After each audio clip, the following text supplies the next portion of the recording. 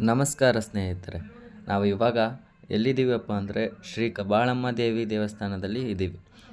ಈ ದೇವಸ್ಥಾನದ ಇತಿಹಾಸ ಬಹಳ ಸುಂದರವಾಗಿದೆ. ಅದೇನಪ್ಪ ಅಂತ ನಾನು ಮುಂದೆ ಹೇಳ್ತೀನಿ. ಬನ್ನಿ ಗಾಯ್ಸ್, ಇವಾಗ ದೇವಸ್ಥಾನದ ಒಳಗಡೆ ಹೋಗೋಣ. ನಾವು ಕಬಾಳಮ್ಮ ದೇವಸ್ಥಾನಕ್ಕೆ ಬಂದಿದ್ದೀವಿ. ಇವಾಗ ದರ್ಶನಕ್ಕೆ ಹೋಗ್ತಾ ಇದ್ದೀವಿ.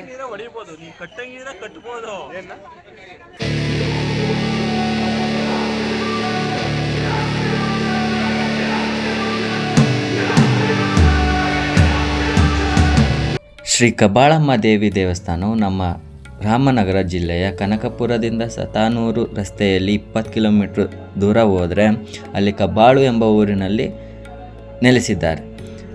ಈ ದೇವಸ್ಥಾನಕ್ಕೆ ಸುಮಾರು 200 ವರ್ಷಗಳ ಕಾಲದ ಇತಿಹಾಸವಿದೆ ಅಂತ ಹೇಳ್ತಾರೆ. ಕಬಾಳಮ್ಮ ಮೂಲ ನೆಲೆ ಯಾವುದಪ್ಪ ಅಂತಂದರೆ ತಮಿಳುನಾಡು.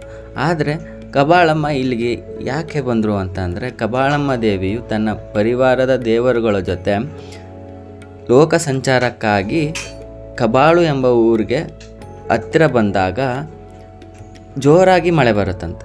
ಆಗ ಆ ಸಂದರ್ಭದಲ್ಲಿ ಮಳೆಯಿಂದ ರಕ್ಷಣೆ ಪಡೆಯೋದಕ್ಕಾಗಿ ಅಲ್ಲೇ ಪಕ್ಕದಲ್ಲಿರೋ ಅಡಿಕೆ ತೋಟದಲ್ಲಿ ನೆಲೆಸ್ತಾರಂತೆ. ತದನಂತರ ಏನು ಮಾಡ್ತಾರೆ ಅಂತ ಅಂದರೆ, ಊರಿನ ಗ್ರಾಮ ದೇವತೆಗಳ ಅನುಮತಿಯನ್ನು ಪಡೀತಾರೆ. ಈಗ ಅವರು ಶಾಶ್ವತವಾಗಿ ಇಲ್ಲೇ ನೆಲೆಸಿದ್ದಾರೆ.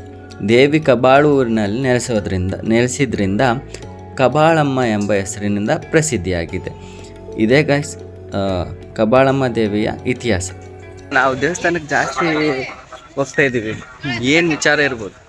ಏನಿರ್ಬೋದು, ಒಳ್ಳೇದಾಗ್ಲಿ ಅಂತ ಹೋಗ್ತಾ ಇರ್ತೀವಿ. ಇನ್ನೊಂದು ದುಡ್ಡು ಜಾಸ್ತಿ ಆಗಿದ್ರು ಹೋಗ್ತಾ ಇರ್ತೀವಿ. ದುಡ್ಡು ಜಾಸ್ತಿ ಆಗೈತಂತ ಇಲ್ಲಿಗೆ ಹೋಗಲ್ಲ.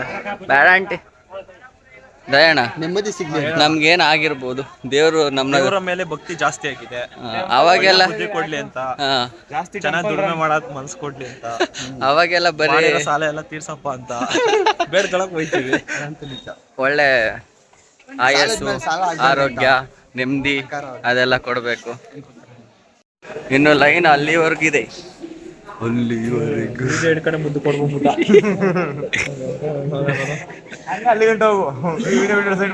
ಎಷ್ಟದಾವದು ಇಲ್ಲಿ?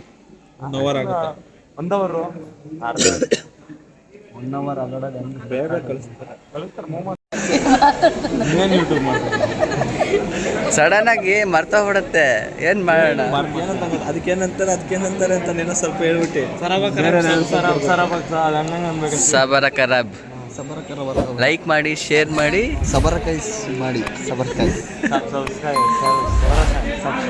ಸಬ್ಸ್ಕ್ರೈಬ್ ಆಯ್.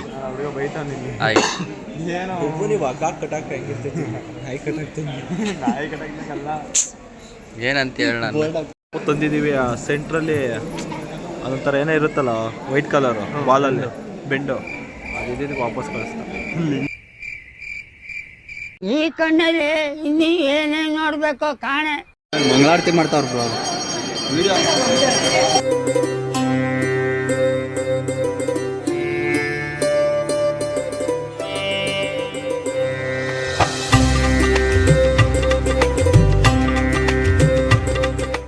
ಇಲ್ಲೂ ದರ್ಶನ ಮುಗೀತು.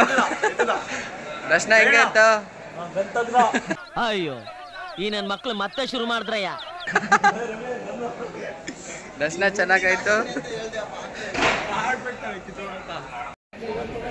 ತಗೊಂಡು ಹಾ ಈ ಬೆಟ್ಟ ನೋಡು, ಗುಡ್ಡ ಬೆಟ್ಟ ಎಷ್ಟು ದೊಡ್ಡದಾಗ ಕಾಣ್ತದೆ. ಹತ್ತರಿಂದ ಹೋದ್ರೆ ಅದೇ ಅಲ್ವಾ ಕೇಸ್? ಹಚ್ಚ ಬಾ, ಹಚ್ಚ.